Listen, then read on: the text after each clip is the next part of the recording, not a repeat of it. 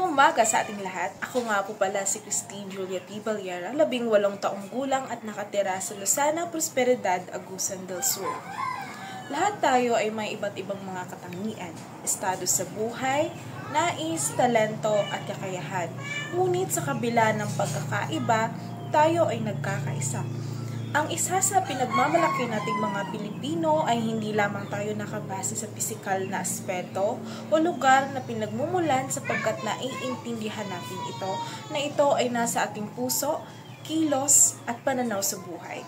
Sa kabila ng mga hamon at problema na kinakaharap ng bawat individual, tayo ay pilit na bumabangon at umusbong ng positibong muling pagbangon. At ipinapaalala rin ng kanta na tayo ay bahagi ng isang makulay na kasaysayan at mayamang kultura na dapat ipagmalaki. Yun lamang po at maraming salamat.